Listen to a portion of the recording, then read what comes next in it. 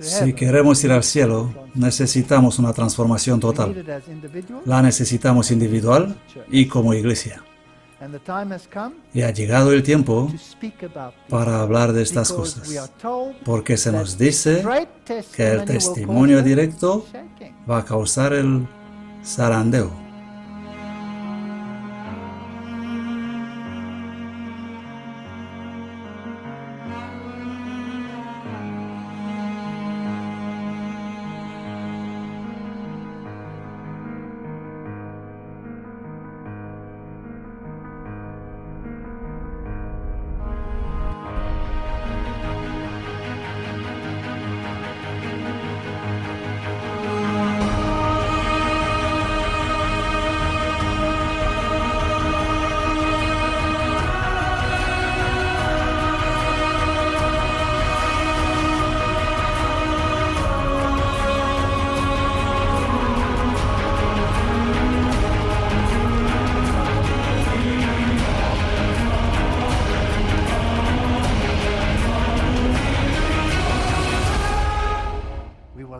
Tendremos que experimentar una transformación total.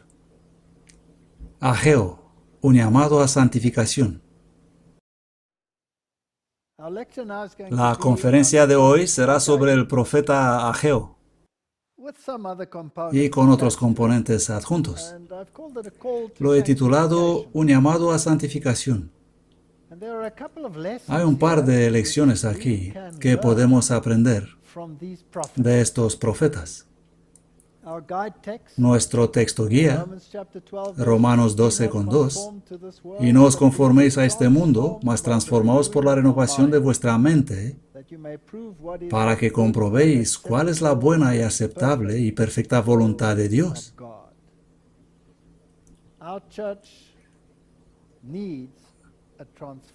Nuestra iglesia necesita una transformación, y una iglesia está formada por individuos, así que nosotros necesitamos una transformación. Un llamado para edificar la iglesia. Ageo 1, versículo 1. En el año segundo del rey Darío, en el mes sexto, en el primer día del mes, vino palabra de Jehová por medio del profeta Ageo a Zorobabel, hijo de Salatiel, gobernador de Judá. Así que tratamos con el gobierno, con el gobernador, y a Josué, hijo de Josadac, el sumo sacerdote, el componente sacerdotal. Así habla Jehová de los ejércitos diciendo, este pueblo y el pueblo. Cuando hablamos de la iglesia, en el mismo contexto de las primeras cartas que salieron de la iglesia primaria, siempre incluyen la jerarquía y el pueblo, no solo entidades separadas. Así habla Jehová de los ejércitos diciendo, este pueblo dice, el tiempo aún no ha venido, el tiempo de que la casa de Jehová sea reedificada.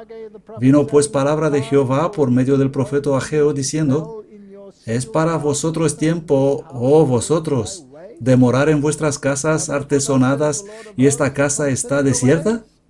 Pues así dice Jehová de los ejércitos, considerad vuestros caminos. Así que habla a la iglesia como un conjunto, al componente gobernante, sacerdotal y al pueblo. Y dice que la gente decía, esto no es nada serio, no es el tiempo para edificar la casa. Como dicen hoy, la venida del Señor está lejos, no tenemos que agitarnos. Y vivimos en nuestras bonitas casas artesonadas y los hacemos confortables, y la iglesia en ruinas. La casa no está edificada, la casa es símbolo de la iglesia. Somos amonestados a buscar primero el reino de Dios y su justicia, y todas estas cosas serán añadidas. El verso 6 dice, sembráis mucho y cosecháis poco. Coméis y no os saciáis. Bebéis, pero sin quitar la sed. Os vestís y no os calentáis. Y el que gana salario, lo gana para ponerlo en saco roto. Esta es la condición laodicense de la iglesia. Así dice Jehová de los ejércitos: considerad vuestros caminos, subid al monte y traed madera y reedificad la casa. Y yo la aceptaré con placer y seré glorificado, dice Jehová. Somos llamados a servir. No hay lluvia. Buscáis mucho y halláis poco. Y lo que metisteis en casa, yo lo soplo. ¿Por qué? Dice Jehová de los ejércitos. Porque mi casa está desierta y cada uno de vosotros corre a su propia casa. Somos tan ocupados con nuestros trabajos que la obra del Señor es secundaria. Debería ser al reverso. La obra del Señor principal y las demás secundarias. Por eso se detuvo de los cielos sobre vosotros la lluvia. No recibimos ese derramamiento del Espíritu Santo porque no somos serios. Y la tierra detuvo sus frutos. Y llamé la sequía sobre esta tierra y sobre los montes y sobre el trigo y sobre el vino y sobre el aceite y sobre todo lo que la tierra produce y sobre los hombres y sobre el ganado y sobre todo trabajo de manos. Y aún así nos despertamos. Vamos a mirar un poco el aspecto de quién debe construir. El verso 12 dice, y notad que tenemos los mismos grupos: Zorobabel, Josué, todo el resto. Es una iglesia completa. Hoy hay una tendencia muy grande de dividirla en componentes, donde uno gobierna a los demás. La iglesia de Dios no es así. Es un conjunto. Del pueblo obedecieron la voz de Jehová su Dios y las palabras del profeta Ageo, como lo había enviado Jehová, el Dios de ellos. Y temió el pueblo delante de Jehová. Entonces Ageo, mensajero de Jehová, habló el mensaje de Jehová al pueblo diciendo: yo estoy con vosotros, dice Jehová. Y Jehová despertó el espíritu de Zorobabel, gobernador de Judá, de Josué, sumo sacerdote, y de todo el resto del pueblo. Se repite esto una y otra vez con el propósito de impregnar el mensaje en la mente, en el corazón. Una obra en conjunto, una obra colectiva en la iglesia.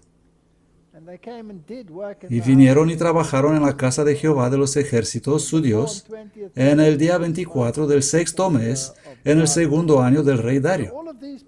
Todos estos profetas vivieron al mismo tiempo y hablamos de cómo edificaron la estructura de la casa de Dios.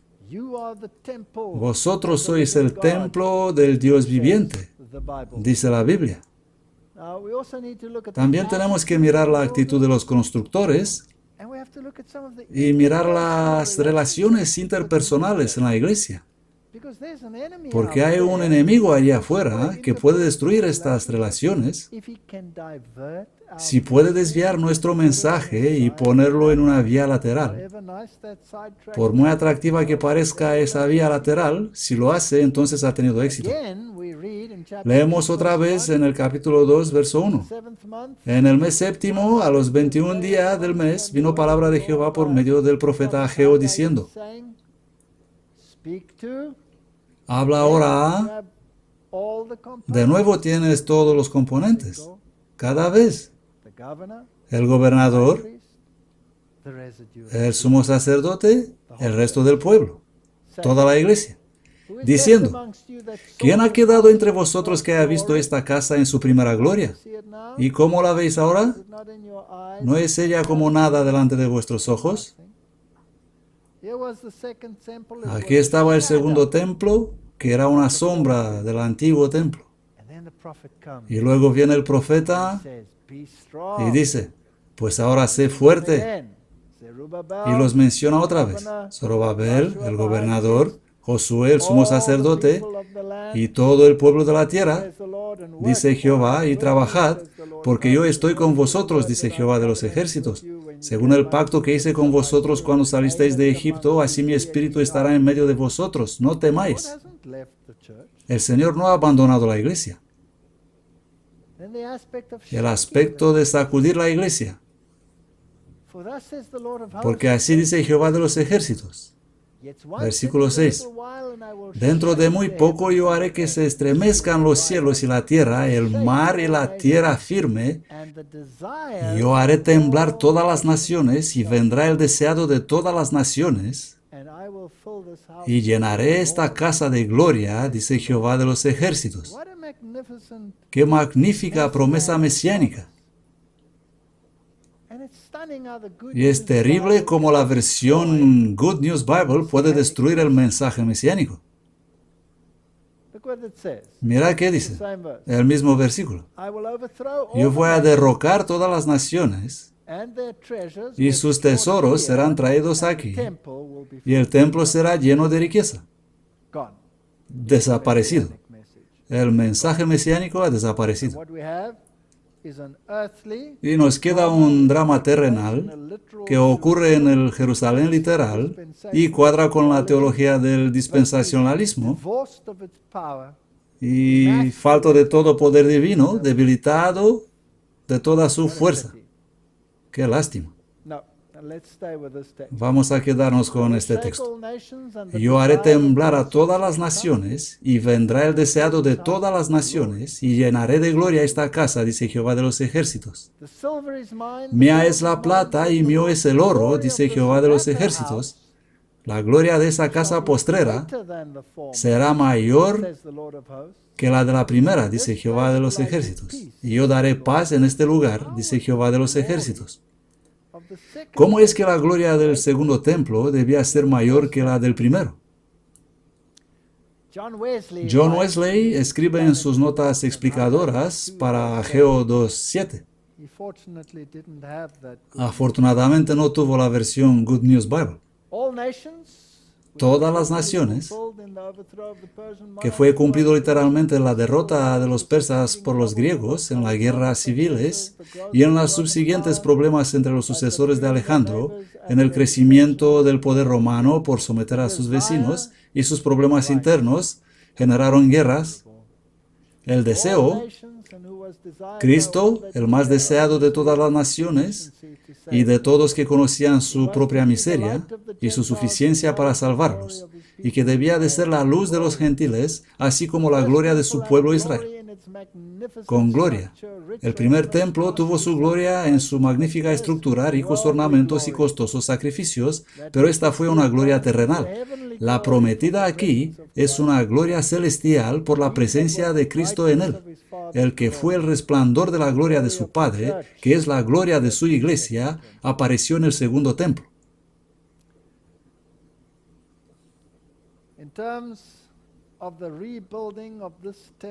Respecto a la reconstrucción de este templo-iglesia, sí habrá un zarandeo, pero Cristo estuvo en este segundo templo y estará en medio de nosotros también.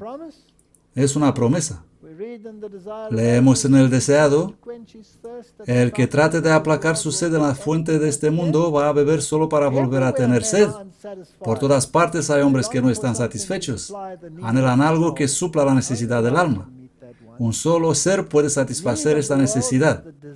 Lo que el mundo necesita, el deseado de todas las gentes, es Cristo. No oro y plata en el templo. La gracia divina que Él solo puede impartir es como agua viva que purifica, refrigera y vigoriza el alma. Aquí es otra cita donde ella habla sobre Ageo 2. Este templo fue el edificio más espléndido que este mundo haya visto, refiriéndose al templo de Salomón, el primer templo. No obstante, el Señor declaró por boca del profeta Ageo respecto al segundo templo: la gloria de esta casa postrera será mayor que la de la primera.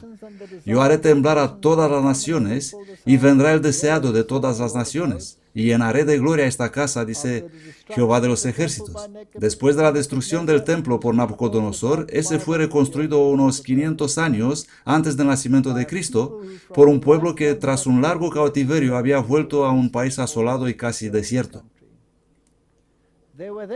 Había entonces entre ellos algunos hombres ancianos que habían visto la gloria del templo de Salomón y que lloraban al ver la construcción del nuevo templo que debía ser tan inferior al anterior.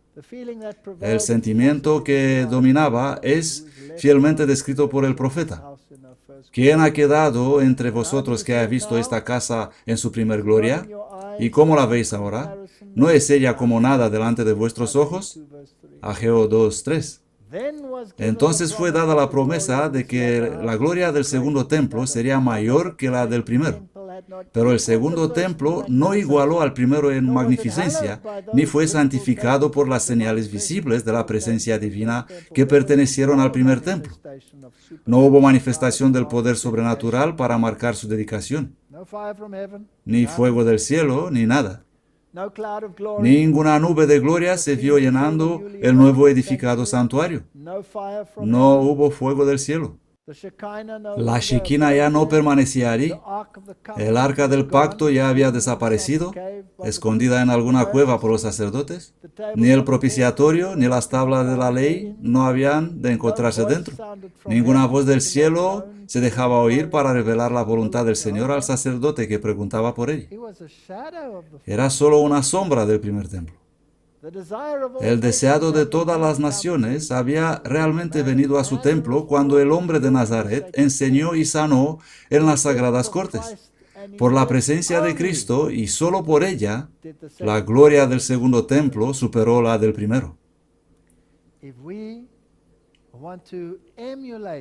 Si nosotros queremos imitar la gloria del segundo templo, tenemos que invitar a Cristo en medio de nosotros. Y el único modo para invitarle en nuestros corazones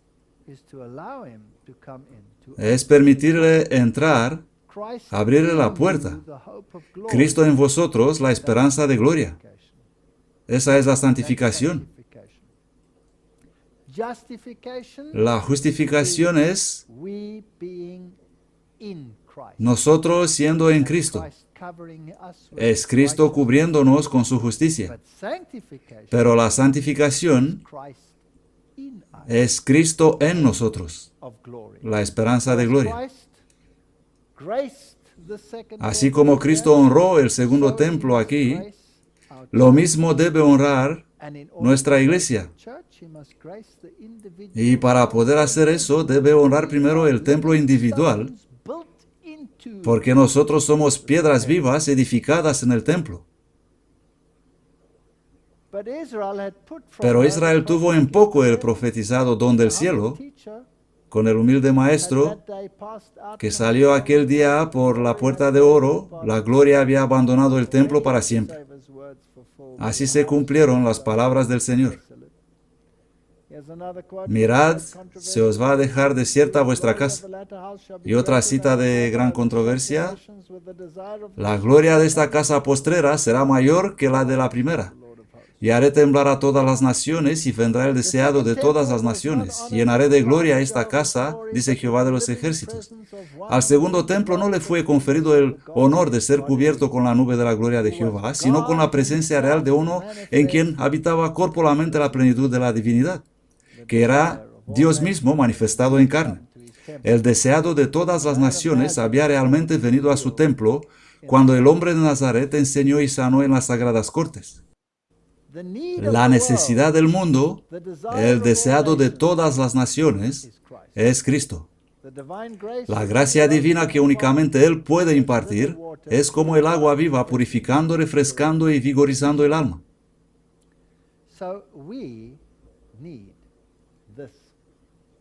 Así que nosotros necesitamos esta presencia.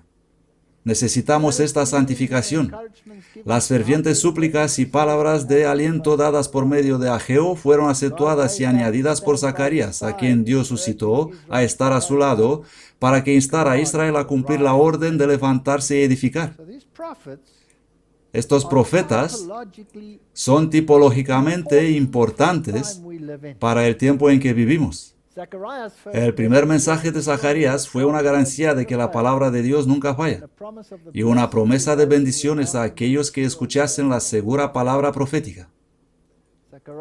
Zacarías 1. En el mes octavo, en el año segundo de Darío, vino palabra de Jehová a Zacarías. Y luego dice, Jehová está muy descontento de vuestros padres. Por tanto, diles, así dice Jehová de los ejércitos. Volveos a mí, dice Jehová de los ejércitos, y yo me volveré a vosotros, dice Jehová de los ejércitos. No seáis como vuestros padres, a quienes los antiguos profetas gritaban diciendo, volveos ahora de vuestros malos caminos y de vuestras malas obras. Pero ellos no escucharon ni me hicieron caso, dice Jehová. Vuestros padres, ¿dónde están? ¿Y los profetas van a vivir por siempre? Pero mis palabras y mis ordenanzas que mandé a mis siervos los profetas no alcanzaron a vuestros padres. Por eso se volvieron ellos y dijeron, así como Jehová de los ejércitos pensó hacer con nosotros conforme a nuestros caminos y conforme a nuestras obras, así ha hecho con nosotros. Y a pesar de eso, nosotros tenemos la promesa mediante Zacarías. Por tanto, así dice Jehová, yo me he vuelto a Jerusalén con misericordia. En ella será edificada mi casa, dice Jehová de los ejércitos. Y el cordel será tendido sobre Jerusalén. Clama también y di, así dice Jehová de los ejércitos, aún han de rebosar mis ciudades de prosperidad, y aún consolará Jehová a Sión, y aún elegirá a Jerusalén. Así que no tenemos que desesperar debido a la condición de la iglesia, pero tenemos que responder al llamado a la santificación. Rodeados como estaban por pueblos hostiles, los israelitas avanzaron por la fe en respuesta al llamamiento de los mensajes de Dios y trabajaron diligentemente para reedificar el templo en ruinas. Era un trabajo que requería una firme confianza en Dios. Mientras el pueblo hacía su parte y obtenía una renovación de la gracia de Dios en su corazón y en su vida, un mensaje tras otro les fue dado por medio de Ageo y Zacarías, con la garantía de que su fe sería ricamente recompensada. Nosotros vivimos en los tiempos antitípicos. Nuestro Salvador ha de reconocerse con mayor claridad. Estamos tan involucrados en doctrina porque la doctrina es muy importante y te muestra el camino correcto. Y Pablo escribía a sus amigos y les decía, prestad atención a la doctrina. Así que la doctrina no es algo sin importancia, pero la doctrina no nos salva. Nuestro Salvador ha de reconocerse con mayor claridad. En muchos casos, hemos puesto la doctrina encima de la salvación en Cristo y reconocido como la plena suficiencia de su iglesia. Únicamente Él puede perfeccionar la fe de su pueblo. Y hay tantos en la iglesia que creen ser los que perfeccionan a los santos. No somos nosotros los que perfeccionamos a los santos. Cristo es el que hace perfectos a los santos. No debe existir lucha para supremacía entre nosotros, ni ensalzamiento propio. No, hermanos, vamos a ensalzar a Cristo y recogeremos una rica cosecha. Y yo, si fuere levantado de la tierra, a todos atraeré a mí. Ensalzadle, luego exaltad al santo. Proclamadle el deseado de todas las naciones, el distinguido entre 10,000, el codiciable. Que toda la iglesia de toda región se apodere con un intenso interés para ayudar a avanzar la causa. Y mientras que trabajáis para vuestra localidad, orad por la prosperidad general y la edificación de la iglesia en todo el campo de la enorme cosecha. Necesitamos menos luchas en la iglesia y necesitamos más armonía en la iglesia. Es difícil ser santo. La santificación es obra de una vida. Es un proceso de crecimiento. Primero aparecen las hojas y al final salen los frutos. El día 24 del 9º mes, en el segundo año de Dario, vino palabra de Jehová por medio del profeta Ageo, diciendo, así dice Jehová de los ejércitos, pregunta ahora a los sacerdotes acerca de la ley, diciendo, si llevare alguno las carnes santificadas Notad las palabras con atención, son importantes para la iglesia, porque este es otro problema. Esta noche hablo sobre un problema totalmente distinto. Si alguien lleva carne santificada en la falda de su vestido, y con la falda toca pan, o guiso, o vino, o aceite, o cualquier otro alimento, ¿será santificado? Y respondieron los sacerdotes y dijeron, no. Y dijo Ageo, si un inmundo a causa de cuerpo muerto tocare alguna cosa de estas, ¿será inmunda? Y los sacerdotes respondieron y dijeron, sí, será inmunda. ¿Qué es más fácil? ¿Hacer algo limpio o impío? Hacerlo limpio. Y respondió Ageo y dijo, así es este pueblo, y así es esta nación delante de mí, dice Jehová. Y así es toda obra de sus manos, y todo lo que aquí ofrecen es inmundo. Esto es bastante condenador. He titulado esta sección Fruto.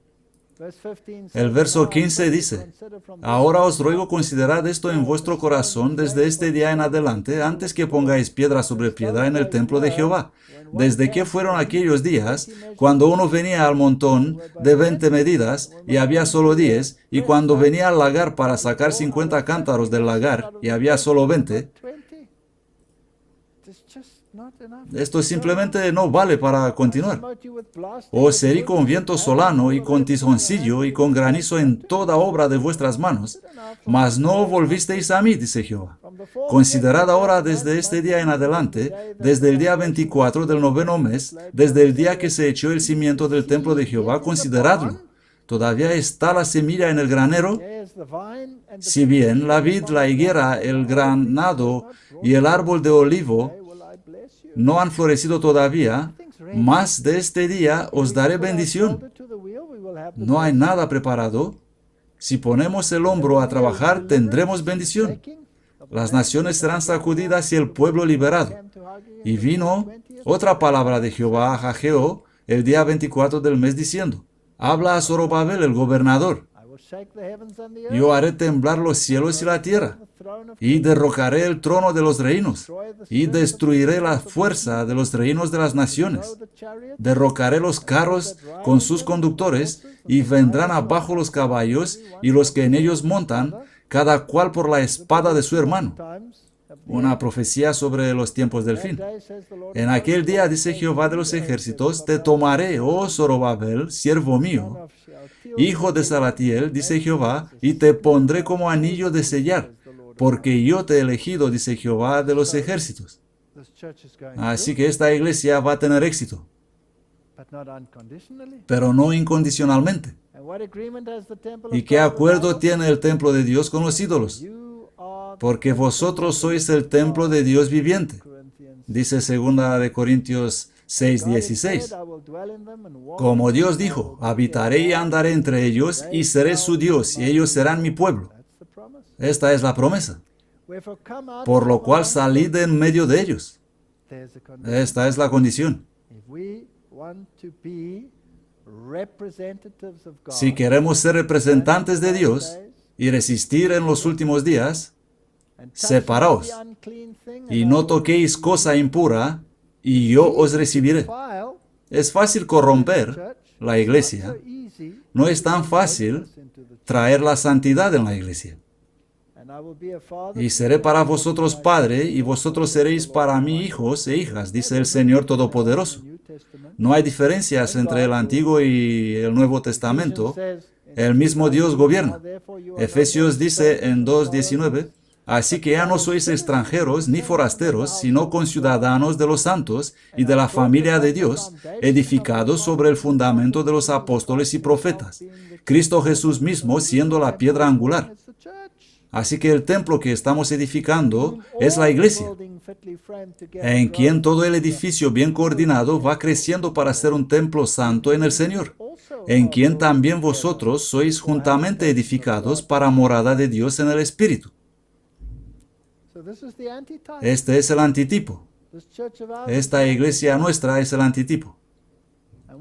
Y cuando tratamos sobre esa santificación, cómo traer el deseado de todas las gentes en la iglesia, que consta en piedras vivientes, individuales, nosotros, entonces hay llamado a la puerta, la odisea, y cada individuo debe abrir la puerta para permitir que el proceso de santificación, Cristo en vosotros, pueda actuar. Así que tenemos que aprender algunas lecciones sobre cómo llegar a esto. Y la manera de hacerlo es mirar cómo algunos en la Biblia están presentados consiguiendo la santificación. La oración de Daniel. Al acercarse el tiempo de terminar los 70 años de cautiverio, por cierto, esto viene todo del libro Vida Santificada. Y es la lección que necesitamos para tener una iglesia santificada. La mente de Daniel estuvo muy interesada en las profecías de Jeremías. Ya hemos hablado de eso. Él vio que se acercaba el tiempo en que Dios daría a su pueblo escogido una prueba.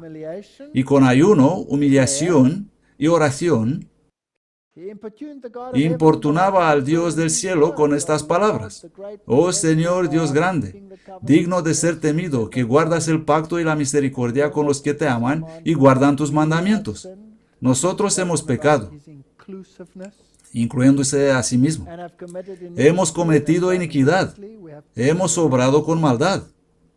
Tenemos que reconocer que no somos tan buenos como creemos. Nos hemos rebelado y nos hemos apartado de tus mandamientos y de tus juicios. No hemos obedecido a tus siervos los profetas. Precisamente por esto somos culpables en esta iglesia. Que en tu nombre hablaron a nuestros reyes y a nuestros príncipes y a nuestros padres y a todo el pueblo de la tierra. Sinceridad y fervor son la condición. ¿Qué sinceridad y qué fervor caracterizaron su súplica? La mano de fe se halla extendida hacia arriba para asirse de las promesas del Altísimo que nunca falla.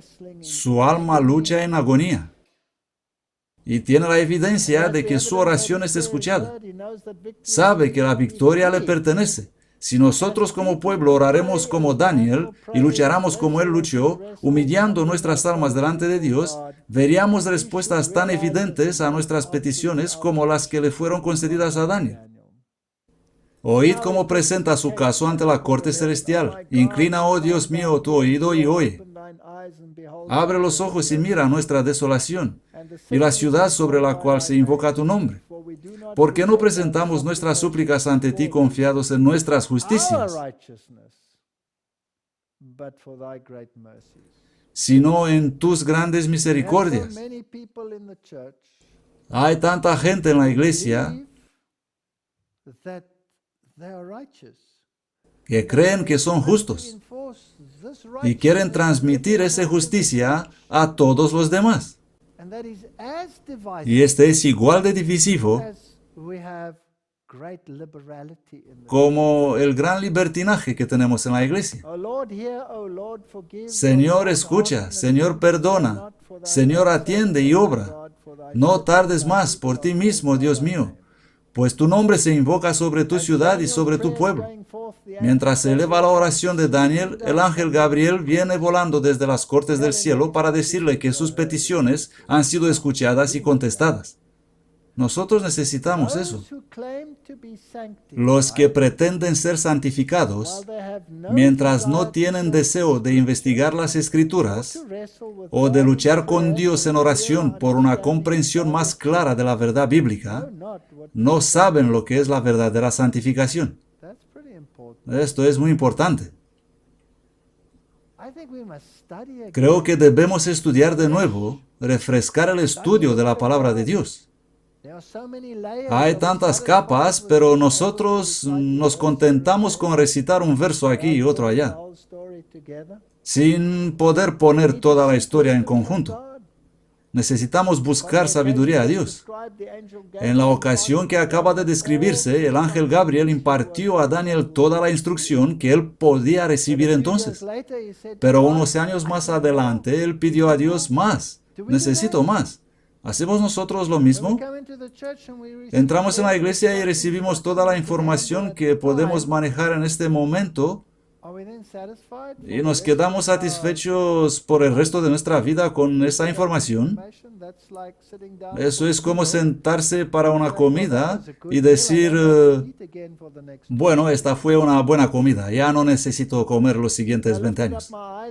Y alzando mis ojos, miré, y he aquí un varón vestido de lino y ceñido sus lomos de oro fino de Ufaz, y su cuerpo era como el berilo, y su rostro parecía un relámpago. Esto es increíble, lo que le pasó a Daniel aquí. Él pedía a Dios en oración ferviente, y Dios le envió un ángel, y le dio toda la información que era capaz de comprender en aquel momento. Y pocos años después, él necesitaba más, y luchaba con los mismos temas, y sentía que no era suficiente. Nosotros vivimos al fin del tiempo. ¿Tenemos suficiente para sostenernos? Y mirad lo que hace Dios. No envía ningún ángel. ¿Qué pasa? Cristo mismo. Cristo mismo. Esta es la misma visión que encontramos en la revelación escrita por Juan.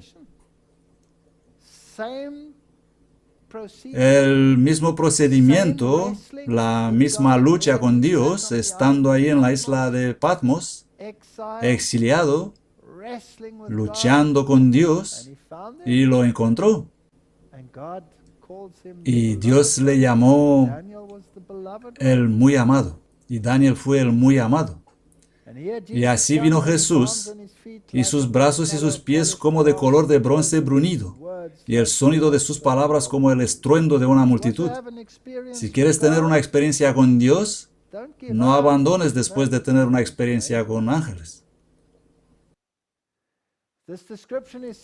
Esta descripción es similar a la que fue dada por Juan cuando Cristo se le reveló en la isla de Patmos.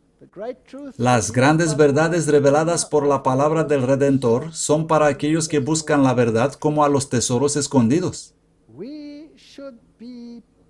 Deberíamos ser el pueblo del libro, no el pueblo de letargía, no el pueblo de la oración contemplativa y todo tipo de cosas irrelevantes. No hay salvación por contorsión. Daniel era un hombre de edad. Su vida había transcurrido entre las fascinaciones de una corte pagana y su mente estaba fatigada con los asuntos de un gran imperio. Sin embargo, él se aparta de todas estas cosas para afligir su alma delante de Dios y buscar un conocimiento de los propósitos del Altísimo. Y en respuestas a sus súplicas, se le envía luz de las cortes del cielo destinada a aquellos que vivieran en los días finales. Totalmente desinteresado, no solo para Daniel. La luz es dada a un solo hombre para el fin del tiempo. ¿Con qué fervor, pues, deberíamos buscar a Dios? Para que Él nos abra nuestro entendimiento para comprender las verdades que nos fueron traídas del cielo. Necesitamos un cambio de corazón. La iglesia necesita verdadera santificación, pero nosotros individualmente necesitamos verdadera santificación. Daniel era un siervo devoto del Altísimo. Su larga vida estuvo llena de nobles hechos de servicio para su maestro. Su pureza de carácter y su inalterable fidelidad son igualadas únicamente por su humildad de corazón y su contrición delante de Dios. Repetimos, la vida de Daniel es una ilustración inspirada de verdadera santificación. Ahora vamos a Juan. Lecciones de la vida de Juan. El carácter de Juan. El apóstol Juan fue distinguido por sobre sus hermanos como el discípulo a quien amaba Jesús. Aquí tenemos que andar con cuidado. Jesús no juega al favorito. Él ama a todos. Aunque no era en el más mínimo grado cobarde, débil o vacilante en carácter, poseía una disposición amable y un corazón cálido y amoroso. El afecto del Salvador por el discípulo amado fue retribuido con toda la fuerza de su ardiente devoción. Juan se asió de Cristo como la vid se adhiere al imponente pilar. Por causa de su maestro, él hizo frente con valentía a los peligros de la sala del juicio y se quedó cerca de la cruz. Y antes las noticias de que Jesús había resucitado, se apresuró a ir al sepulcro, ganando en su celo aún al impetuoso Pedro. El amor de Juan por su maestro no era una mera amistad humana, sino que era el amor de un pecador arrepentido que sentía que había sido redimido por la preciosa sangre de Cristo. Este es el primer paso en santificación. No soy tan bueno. Su religión era práctica. Razonaba que el amor a Dios debía manifestarse en el amor a sus hijos. Se lo oyó reiteradamente diciendo: queridos, si Dios así nos ha amado a nosotros, también nosotros debemos amarnos unos a otros. Por esto hay una conferencia llamada Amor Fraternal, la número 11. Estas son lecciones duras y, como ya hemos dicho, es fácil amar la verdad, pero es difícil amar a los hermanos. Tenemos que llegar a ser nuevas criaturas por la gracia. Lecciones de indecible valor por la Iglesia cristiana han sido dadas mediante Juan. Juan tenía por naturaleza serios defectos de carácter. Este es un gran ejemplo para nosotros y para la Iglesia. Nuestra Iglesia tiene grandes defectos de carácter y los individuos dentro de la Iglesia tienen grandes defectos de carácter.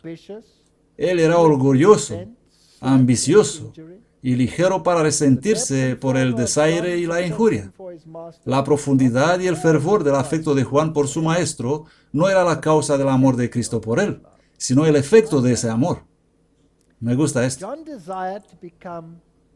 Juan deseaba llegar a ser semejante a Jesús y bajo la influencia transformadora del amor de Cristo, él llegó a ser manso y humilde de corazón.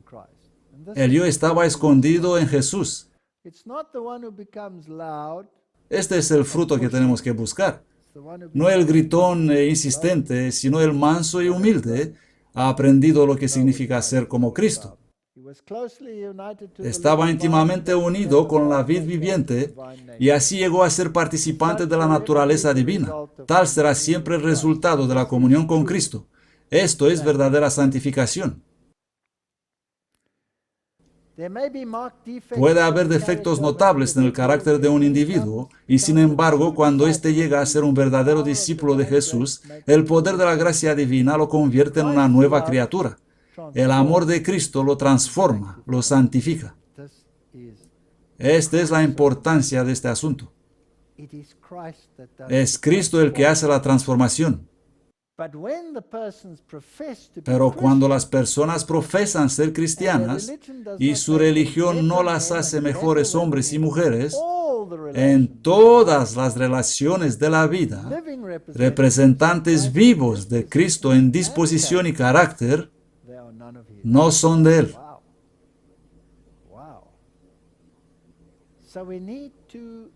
En realidad necesitamos cambiar. Como he dicho ya, es fácil cambiar el comportamiento, pero no es tan fácil cambiar el corazón. De hecho, para nosotros es imposible. Únicamente Cristo nos puede transformar para tener en verdad un corazón nuevo. Lecciones para edificar el carácter.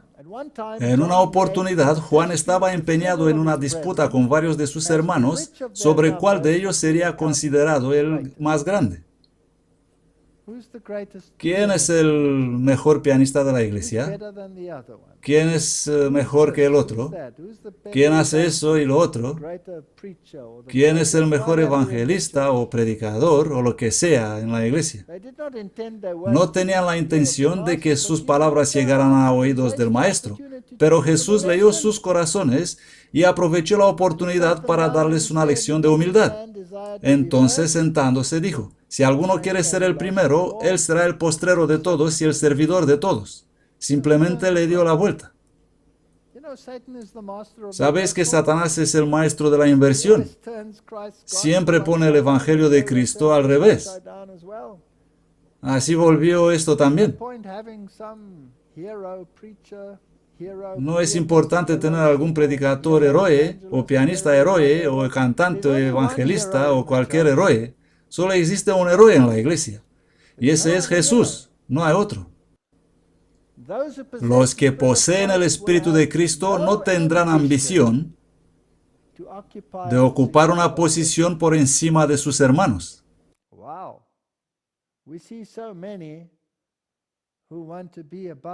Vemos tantos que quieren estar por encima de todos sus hermanos y señorear sobre ellos. Esto no entra en el orden de Cristo. Y para enseñarles la lección que hizo, y tomó a un niño y lo puso en medio de ellos, y tomándole en sus brazos les dijo: el que recibe en mi nombre a uno de estos niños, me recibe a mí, y el que me recibe a mí, no me recibe a mí, sino a aquel que me envió. Aquí tenéis todo el poder de la divinidad en vuestra disposición. En otra oportunidad, su hermano Jacobo y él mismo habían visto a un hombre echando demonios en el nombre de Jesús, y debido a que no se vinculó inmediatamente con su grupo, decidieron que no tenía derecho a hacer esta obra. Y nosotros tenemos la misma situación en la iglesia hoy. Vemos a la gente predicando el mensaje, pero decimos que no tienen nada que ver con nosotros porque no son de entre nosotros. Ellos le prohibieron, y nosotros igual. Con la sinceridad de su corazón, Juan relató la circunstancia a su maestro. Jesús dijo: no se lo prohibáis, pues no hay nadie que obre un milagro invocando mi nombre que luego pueda decir mal de mí. Pues el que no está contra nosotros está de nuestra parte, de nuestro lado. Así que deberíamos tener cuidado antes de condenar a alguien que predica en el nombre de esta verdad también. En otra ocasión, Jacobo y Juan presentaron por medio de su madre la petición de que se les permitiera ocupar las más altas posiciones de honor en el reino de Cristo. Pues aquí tenemos unas personas que eran cualquier cosa menos santificados, y mirad cómo han terminado. Pero Jesús les dijo: no sabéis lo que pedís. Cuán poco entendemos muchos de nosotros la verdadera importancia de nuestras oraciones. Jesús conocía el sacrificio infinito que costaría adquirir esta gloria, cuando por el gozo puesto delante de él sufrió la cruz, menospreciando el oprobio. Ese gozo consistía en ver las almas salvadas por su humillación, su agonía y el derramamiento de su sangre. Moisés dijo: córtame, sácame de tu libro de vida y déjalos vivir. Estos decían al revés. Querían ser los primeros y los segundos. Esta es la gloria que Cristo había de recibir y que estos dos discípulos habían solicitado que se les permitiera compartir. Jesús les preguntó: ¿podéis beber del vaso que yo bebo y ser bautizados del bautismo con que yo soy bautizado? Ellos le dijeron: sí, podemos. Dijeron: está bien, pero no tenían ni idea de lo que decían. Jesús les dijo: a la verdad beberéis de la copa de que yo bebo, y con el bautismo que yo soy bautizado seréis bautizados. Solo uno de los discípulos murió de muerte natural, y ese fue Juan. Todos los demás murieron de muerte violenta. Y a Juan le metieron en aceite hirviendo. Pero el sentarse a mi derecha o a mi izquierda no es cosa mía darlo, sino que será dado a aquellos para quienes está preparado. Jesús comprendió los motivos y reprendió el orgullo y la ambición. Este es un problema muy grave en nuestra iglesia. Nuestra iglesia necesita verdadera santificación. Sabéis que los que parecen ser príncipes de los gentiles se señorean sobre ellos. Y los que entre ellos son grandes tienen autoridad sobre ellos. Pero no ha de ser así entre vosotros, sino que el que quiera llegar a ser grande entre vosotros será vuestro servidor, y el que quiera ser el primero entre vosotros será siervo de todos. Porque aún el Hijo de Hombre no vino para ser servido, sino para servir y dar su vida en rescate para muchos. Dejemos de señorear unos sobre otros. Luego es el relato de Jesús cuando estuvo en la ciudad de los samaritanos, y los samaritanos dijeron, vete, no te queremos aquí. Esto indignó a los discípulos. Jesús nunca impuso su presencia a nadie, y los samaritanos perdieron la bendición. Pero los discípulos dijeron, Señor, pedimos fuego del cielo para consumirlos. Pero cuán frecuentemente nosotros, los que profesamos ser seguidores de Cristo, somos culpables de un descuido similar. Y también decimos, ahora no te necesitamos. Jacobo y Juan estaban especialmente excitados. Señor, ¿quieres que mandemos que descienda fuego del cielo? Refiriéndose a la destrucción de 2 capitanes sirios y sus compañías enviados para arrestar al profeta Elías. Pero Jesús dijo, vosotros no sabéis de qué espíritu sois, porque el Hijo del Hombre no ha venido para destruir las vidas de los hombres, sino para salvarlas. Juan y los otros discípulos estaban en una escuela en la cual Cristo era el maestro. Juan atesoraba cada lección y constantemente trataba de colocar su vida en armonía con el modelo divino. Estas lecciones nos son dirigidas a nosotros como individuos y como hermanos en la iglesia, así como a los primeros discípulos de Cristo. Tenemos que estudiar las vidas de estas personas para que veamos cómo han sido transformados de unas personas pomposas que querían condenar, castigar y al mismo tiempo elevarse en posiciones de autoridad.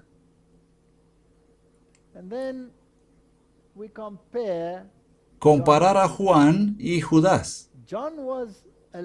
Juan era una ilustración viva de santificación. De ser el hijo del trueno a ser humilde y manso. Por el otro lado, Judas poseía una forma de piedad mientras su carácter era más satánico que divino. Profesaba ser discípulo de Cristo, pero en palabras y obras lo negaba. Judas tuvo las mismas preciosas oportunidades que Juan. Escuchaba las lecciones de Cristo y su carácter debía haberse transformado por la gracia divina. Pero mientras Juan luchaba fervorosamente contra sus propias faltas, ¿qué hacía? Notemos esto. Estaba luchando contra sus propios errores y trataba de asimilarse a Cristo. Judas estaba violando su conciencia, cediendo a la tentación y formando en su persona hábitos de deshonestidad que lo iban a transformar a la imagen de Satanás. Tenemos que elegir a uno o al otro. Estos 2 discípulos representan el mundo cristiano.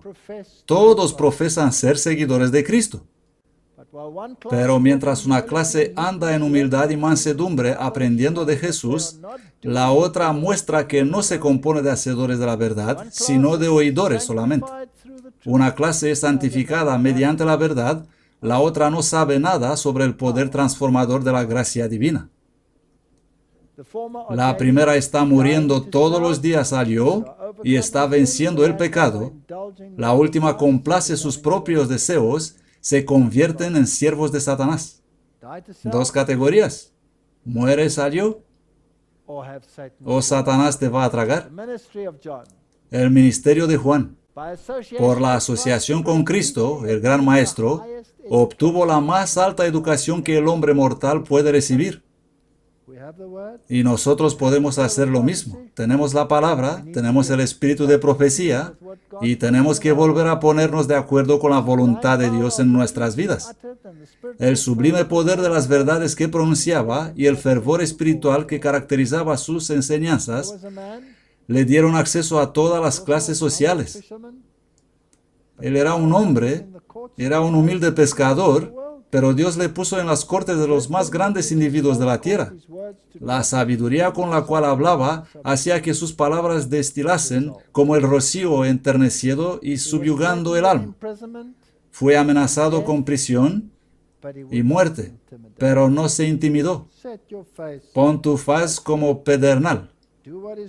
Haz lo que es justo y deja las consecuencias a Dios. Tengo otra política de vida que dice, si pongo un pie delante del otro, finalmente llegaré al destino. El tema favorito de Juan, todos la sabemos, fue el amor de Cristo, el amor infinito de Cristo. Él creía en Dios como un hijo cree en un Padre bondadoso y tierno. Entendía el carácter y la obra de Jesús. Y cuando vio a sus hermanos judíos recorriendo a tientas su camino, sin un rayo de sol de justicia que iluminara su senda, anheló presentarles a Jesús, la luz del mundo. El fiel apóstol vio que su ceguedad, su orgullo, superstición e ignorancia apagaba esta luz. Pero Juan continuaba presentándoles a Cristo como el único camino de salvación. No te desanimes, ve adelante. A pesar de la oposición, toda mi vida he trabajado con estos ateístas rodeándome, con toda esa gente que cree en evolución. Hay que seguir. Algunos vienen en mi oficina y reconocen secretamente que la mano del Creador se puede ver en la biología del mundo, en secreto. Conferenciares, profesores, décanos científicos han venido a mí en secreto. Algunos me dijeron, es correcto lo que dices y lo creo, pero no te puedo apoyar públicamente. Fascinante. Él fue entristecido debido a los errores ponzoñosos, como debería ser en nuestro caso. Tenemos errores ponzoñosos entre nosotros. Él fue lleno de tristeza al percibir errores ponzoñosos que se introducían en la iglesia. Lo mismo de tristes deberíamos estar nosotros. Algunos que aceptaban a Cristo pretendían que su amor los libraba de la obediencia a la ley de Dios, la nueva teología. Por otra parte, muchos enseñaban que debía observarse la letra de la ley. ¿Qué tenemos aquí? Y también todas las costumbres y ceremonias judaicas, y que esto era suficiente para la salvación. Lo mismo tenemos hoy en la iglesia. Tenemos a los liberales y tenemos a los perfeccionistas. Y si predicas la verdad, si predicas un mensaje directo, automáticamente te ponen en una categoría. No significa que es la categoría correcta, pero es conveniente hacer eso para anular el mensaje. Y cuando presentas la profecía y los eventos actuales, hay otra categoría para ti. Te llaman conspirador. Te ponen la etiqueta para acabar contigo. No. Estudiad las escrituras, estudiad las profecías. Tenemos estas dos facciones en la iglesia. Y decían que eres salvo si haces todo correcto y llegas a la perfección. Sostenían que Cristo era un buen hombre, como los apóstoles, pero negaban su divinidad. Muchos hacen esto hoy también. Juan vio los peligros a que estaría expuesta la iglesia y recibía estas ideas y les hizo frente con rapidez y decisión. Debemos hacer lo mismo. Escribió a uno de los más honorables colaboradores del Evangelio, una mujer de buena reputación y extensa influencia, porque muchos engañadores han entrado en el mundo que no confiesan que Jesucristo ha venido en carne. Hay gente en nuestra iglesia que dicen que el catolicismo no enseña esto. que enseña que Jesús vino en carne. El catolicismo no enseña esto. No. Ellos lo enseñan en una forma exaltada, por encima de la humanidad. Él no vino hasta abajo de todo. No fue exactamente hombre. Tuvo un cuerpo casi humano, esotérico. ¿Y por qué no vino para ser exactamente hombre? María tuvo que ser exaltada para llegar a su alto nivel y fue hecha inmaculada. Por supuesto, si ella es inmaculada sin sacrificio de sangre y salva por sus propias obras. Y Jesús no vino para encontrar al hombre donde está. Y entonces tienes una crisis. Así que en el catolicismo necesitas un sacerdocio y necesitas intercesión mediante los santos o mariología, etc., para llegar a Dios. Pero conforme a la Biblia, la escalera viene hasta tocar la tierra. Y nosotros tenemos acceso al trono de Dios en Cristo.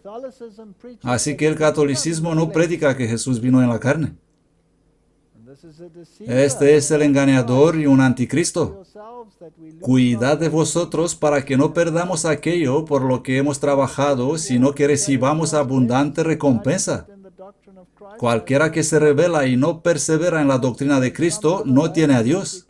Si hay otra manera para ser salvos, sea la formación espiritual u otra cosa, o la oración contemplativa, esto no es lo que enseñó Cristo. El que persevera en la doctrina de Cristo, el tal tiene al Padre y al Hijo. Si alguno viene a vosotros y no trae esta doctrina, no lo recibáis en vuestra casa ni le digáis bienvenido, porque el que le dice bienvenido participa de sus malas obras. Debemos reprender el pecado en la iglesia, de los dos grupos. Juan no había de proseguir su labor sin grandes inconvenientes. Satanás no estaba ocioso. Instigaba a hombres malos a acortar la vida útil de este hombre de Dios, pero los ángeles le protegían de sus asaltos. Juan había de permanecer como un fiel testigo de Cristo. La iglesia en su peligro necesitaba su testimonio. Mediante interpretaciones erróneas y falsedades, los emisarios de Satanás habían tratado de suscitar la oposición contra Juan y contra la doctrina de Cristo. Lo mismo pasa hoy. Juan hizo frente a estos errores con firmeza. Esto debe pasar hoy.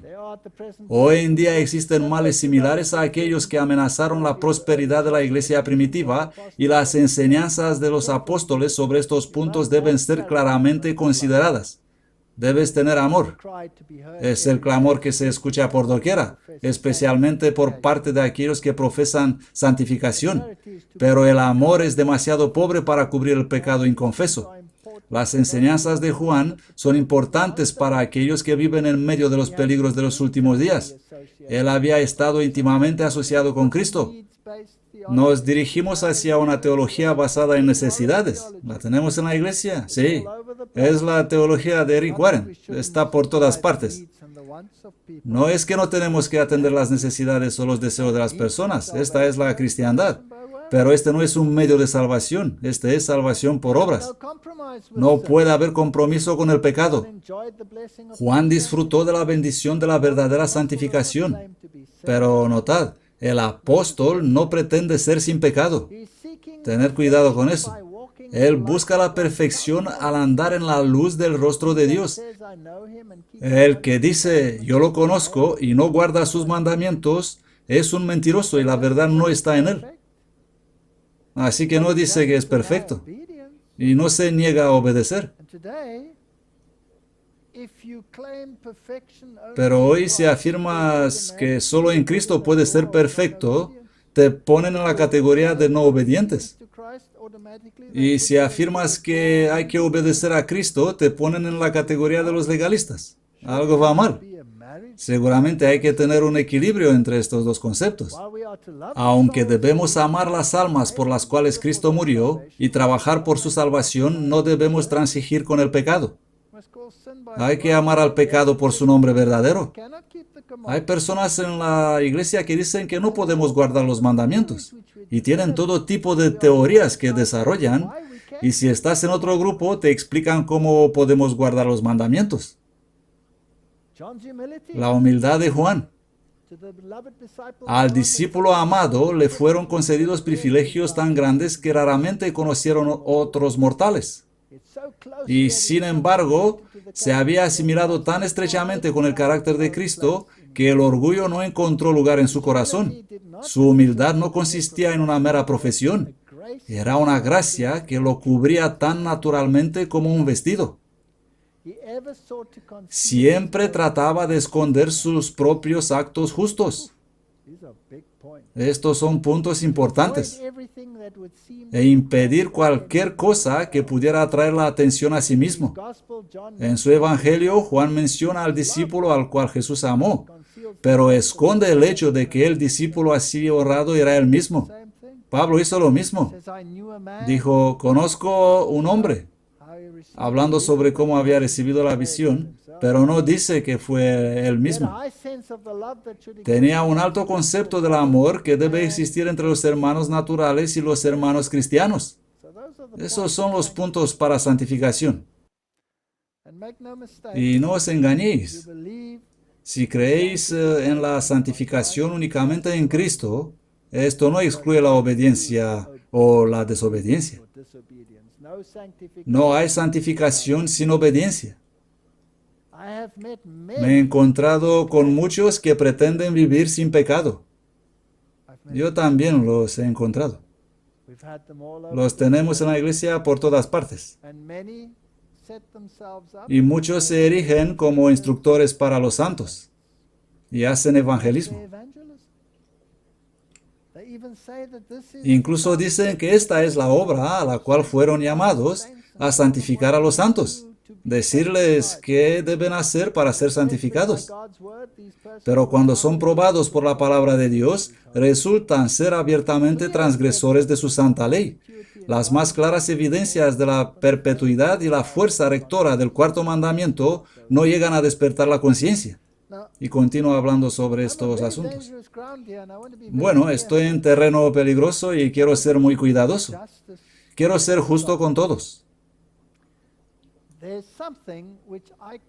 Hay algo que yo llamo dicotomía de la verdad. Y la dicotomía es algo que solo puede ser reconciliada en Cristo. Por ejemplo, Mateo 5:48. Sed pues vuestros perfectos como vuestro Padre que está en el cielo es perfecto. Esta es una parte de la verdad. Luego, 1 Juan 1:8-10. Si decimos que no tenemos pecado, nos engañamos a nosotros mismos, y la verdad no está en nosotros. Si confesamos nuestros pecados, Él es fiel y justo para perdonar nuestros pecados y limpiarnos de todas injusticias. Si decimos que no hemos pecado, le hacemos a Él mentiroso, y su palabra no está en nosotros. Esta es la otra parte del asunto. Sed pues vosotros perfectos, como vuestro Padre que está en el cielo es perfecto. Si dices que no has pecado, eres mentiroso, y la verdad no está en ti. Estos dos conceptos son diametralmente opuestos. El único modo para ser reconciliados es en Cristo. Porque solo en Cristo somos perfectos, según nuestro Padre del cielo es perfecto. Ahora la gente dirá, ¿dices que podemos no obedecer la ley y seguir pecando? No, no digo esto. Jesús dijo, si me amáis, guardad mis mandamientos. Mis mandamientos no son difíciles, así que es posible ser obediente. Pero tenemos que comprender este tema porque este tema es el tema más divisivo en la iglesia. Y hace falta ser bien comprendido.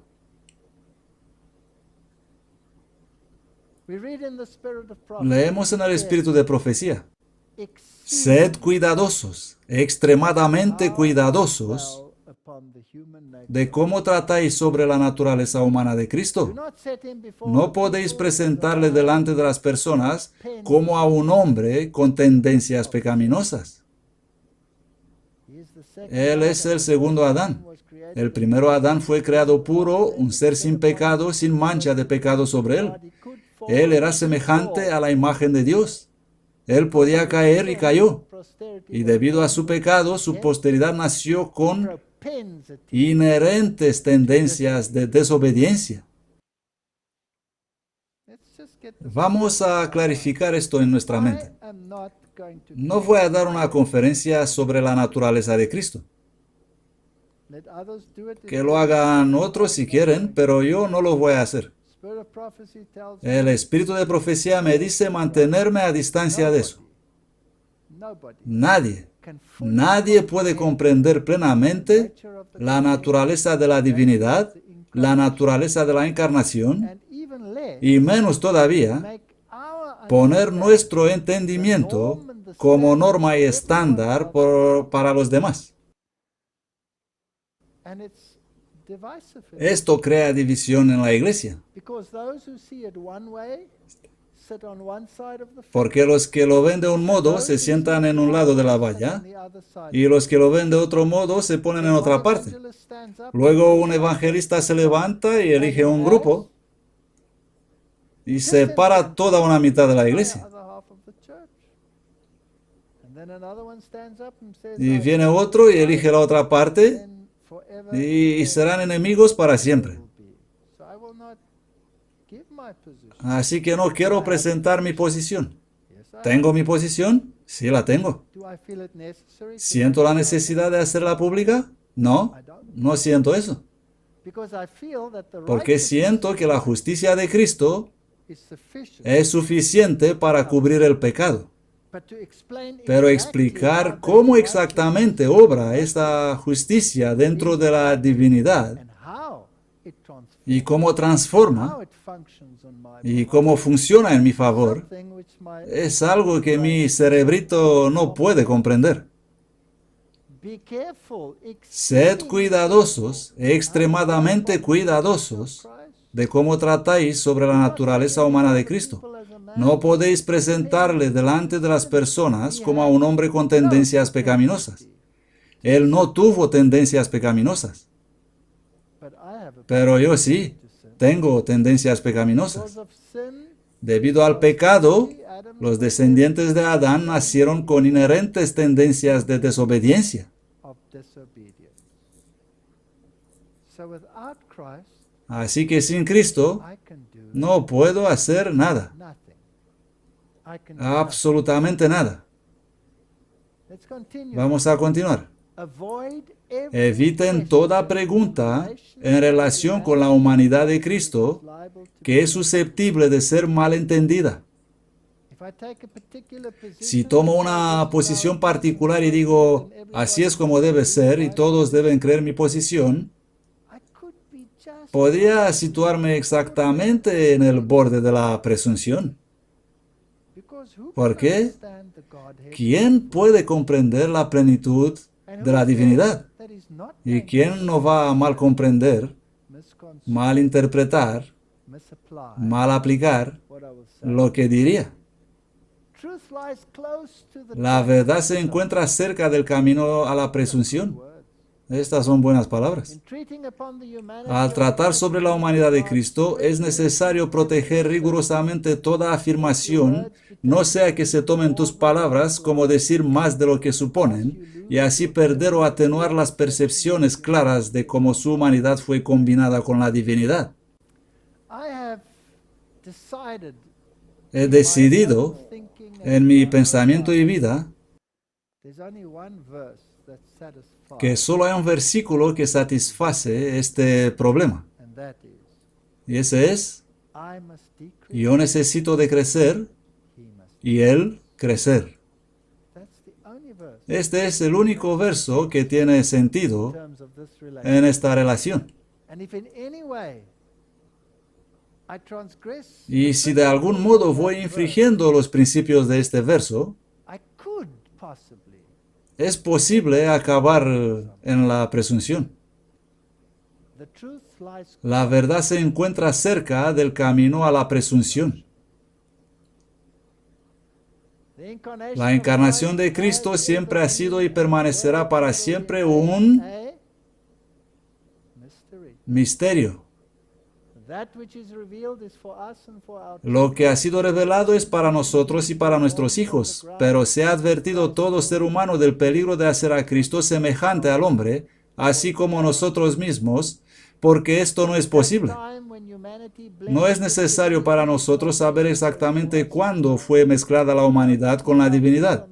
Debemos mantener nuestros pies en la roca, que es Cristo Jesús, como en Dios revelado en la humanidad.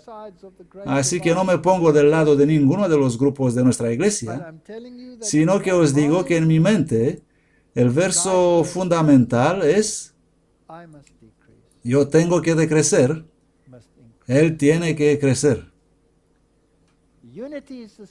La unidad es la fuerza de la iglesia. Si no haríamos estas doctrinas particulares tan primordiales e imponer a todos que estén de acuerdo conmigo o con él o con ella sobre la encarnación u otra cosa, si no estarán perdidos para siempre, tendríamos menos disputas en la iglesia. Él quiere ver falta de armonía entre los miembros de la iglesia de Dios. Eso quiere Satanás. Él sabe esto. Gran atención debería prestarse al tema de la unidad. Así que el llamado que hago no es extraño. Vamos no a hacer de puntos de doctrina que son tan complejos que no hay mente humana que pueda comprenderlos, puntos tan definitivos que puedan destruir la unidad en la iglesia. Dios me ha enseñado que no debemos insistir sobre las diferencias que debilitan la iglesia. Debemos abandonar esto. Tenemos que quedarnos con lo que fue revelado al hombre. La complejidad y los detalles de la encarnación no nos han sido reveladas. No importa la percepción o el entendimiento personal. Con una cosa que no nos ha sido revelada no podemos hacer nada. Y otra cosa que nos fue revelada es que sin santificación no vamos a ver a Dios. Así que este no es un tema de unos que dicen puedes no guardar los mandamientos y otros que dicen sí los puedes guardar. Aquí el tema es que hay que comprender bien la encarnación para ponerte de un lado u otro. No creo que Dios nos pide esto. Él recetó un remedio contra los conflictos, por guardar el sábado sagrado, es decir, mediante obedecer la ley de Dios. Esto es lo que debemos hacer, esto es lo que enseñó Juan. ¿Por qué es que tantos afirman ser santos y sin pecado? Esto se debe a que están tan lejos de Cristo. Esta es una declaración muy grave. Los que obtienen una visión de la bondad y el exaltado carácter de Cristo Jesús, quien era santo y elevado, y cuyo manto llena el templo, nunca dirán que son santificados. Incluso tenemos muchos que afirman que si no llegamos a ese nivel, Cristo no puede venir. Cristo no puede venir. ¿Estamos nosotros en una generación exaltada sobre todas las generaciones pasadas? ¿Tenemos que pisar nosotros las cenizas de los antepasados y alcanzar lo que ellos no pudieron alcanzar? Deseo decir a todo aquel a quien le ha sido revelada la gloria de Dios: nunca tendrás la menor inclinación a decir, soy santo, estoy santificado. Permitid que Dios lo escriba en sus libros, si Él quiere eso, pero vosotros nunca debéis expresarlo. No es nuestro deber. No es nuestro deber en la iglesia situarnos como santificadores de los santos. Nuestro deber es predicar la verdad. Nuestro deber es reprender el pecado y la falsedad en la iglesia. Nuestro deber es predicar los mensajes de los tres ángeles. Nuestro deber es presentar la roca de nuestra salvación. Él venció a Satanás en el largo ayuno del desierto, y cuando llegó a él como un ángel de luz, ofreciéndole el dominio del mundo a cambio de su adoración, él hizo sacrificios que nunca se requerían del hombre.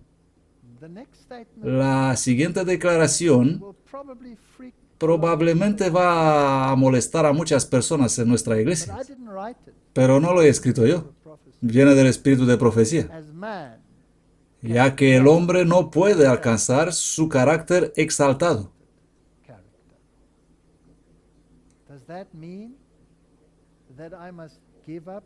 ¿Significa esto que tengo que renunciar al esfuerzo de hacer lo que es justo? No, esto solo significa que Dios es tan exaltado y tan superior a mí que lo único que puedo hacer es decir, así me ayude Dios. Esto significa. No podemos decir soy libre del pecado hasta que este cuerpo inmundo es cambiado y formado a semejanza a su cuerpo glorioso. Dejemos a Dios escribir en su libro. Si Dios me cubre con su justicia y me aferro a la justicia de Cristo y digo, no te dejaré marchar hasta no me bendigas, entonces le dejo a Él escribirlo. Pero si me miro a mí mismo en un espejo, lo único que veo es esta miserable persona.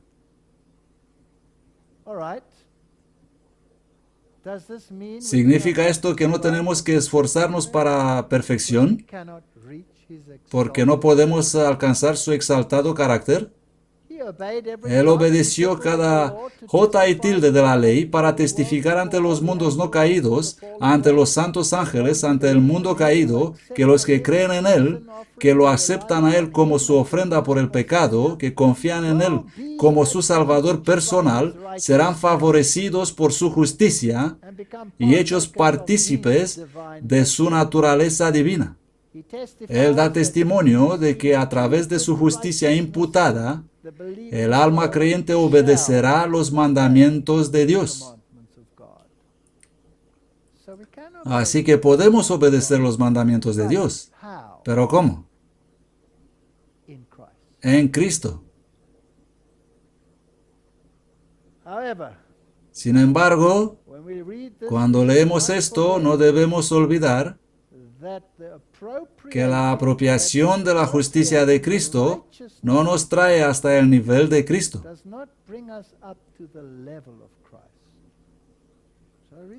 ¿Lo leemos de nuevo? Recibir la justicia de Cristo, es decir, pidiéndola para mí mismo, no me lleva a la superioridad de Cristo. No puede. El que da la bendición, dice el Antiguo Testamento, es más grande que el que recibe la bendición. Ni tampoco llevar a Cristo a nuestro nivel. El movimiento Nueva Era exalta al yo al nivel de Dios. El perfeccionismo tiene el peligro de hacer al revés, traer a Cristo abajo a mi nivel. Los dos son peligrosos. Son dos caras contradictorias de la misma moneda. Todos los que quieran poseer el carácter cristiano perfecto deben llevar el yugo de Cristo. Si van a sentarse en los lugares celestiales con Cristo Jesús, deben aprender de Él mientras que estén en esta tierra. Cristo dice a todos ellos, esforzaos a entrar por la puerta angosta, porque muchos, os digo, van a tratar de entrar y no podrán. Ancha es la puerta, ya sabemos el relato. El hecho de que predicamos a Cristo y su justicia no excluye la obediencia. Dios ha revelado por medio de su Hijo la excelencia que el hombre puede alcanzar. La santificación. ¿Qué honor nos confiere Dios en impulsarnos a ser santos en nuestra esfera,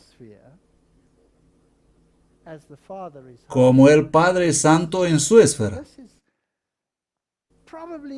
Esto es probablemente lo más importante respecto a este debate que alguna vez he leído en el espíritu de profecía.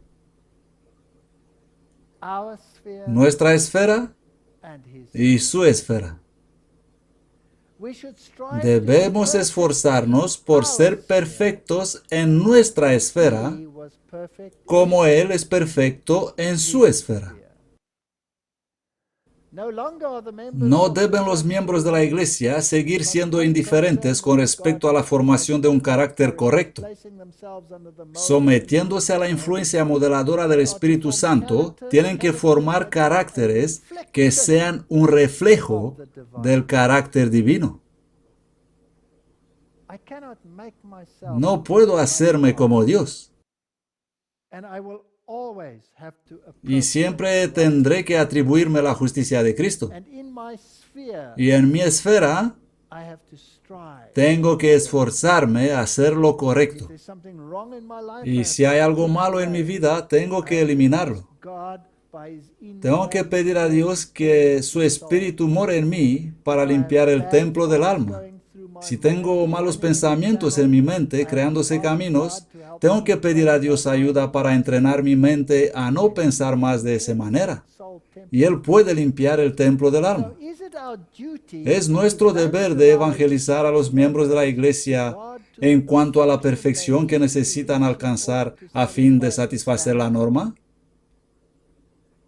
o incluso más, en cuanto a alcanzar un estándar tal que Cristo pueda venir. ¿Es nuestro deber de evangelizar a los miembros de la Iglesia? Ese aceite es la justicia de Cristo. Representa el carácter.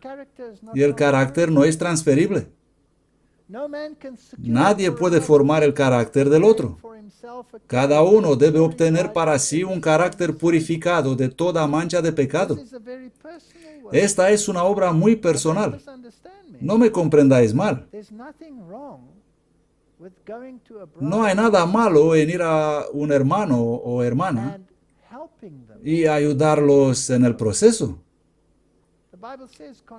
La Biblia dice: confesaos los errores los unos a los otros, orad unos por otros, ayudaos unos a otros, anima a tu hermano. Si alguno tiene una lucha, dile una palabra amable, ayúdale.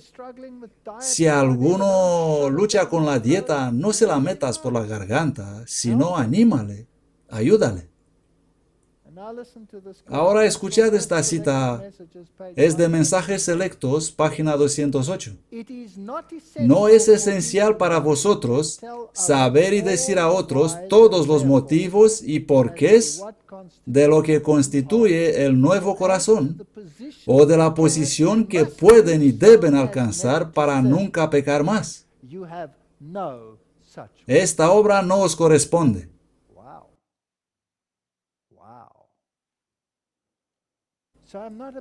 Así que no soy el perfeccionador de los santos.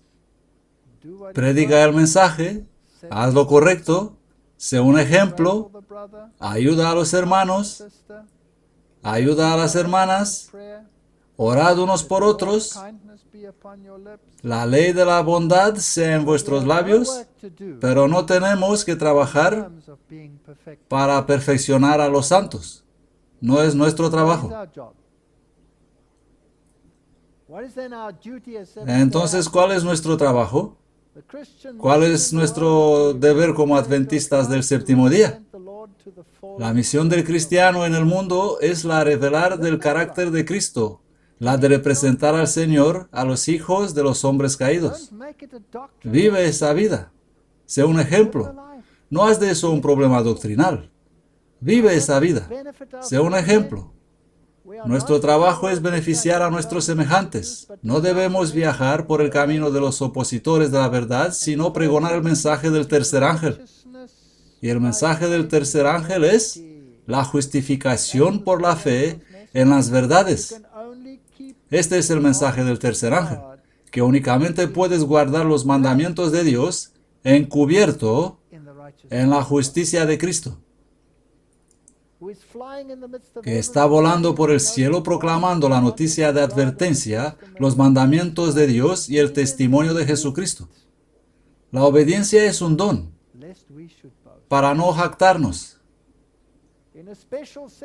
En un sentido especial, los adventistas del séptimo día han sido puestos en el mundo como centinelas y transmisores de luz. A ellos ha sido confiada la última amonestación para un mundo que perece. Sobre ellos está brillando maravillosa luz de la palabra de Dios. Se les ha dado la obra de más solemne importancia, la proclamación de los mensajes del primero, segundo y tercer ángel. Ahora noten con cuidado. No hay otra obra de tan grande importancia.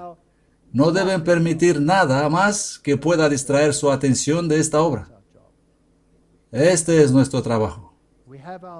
Tenemos nuestros órdenes de marcha. No necesitamos tantas disputas en la iglesia que nos separen sobre el entendimiento exacto de una cosa, de una doctrina especial,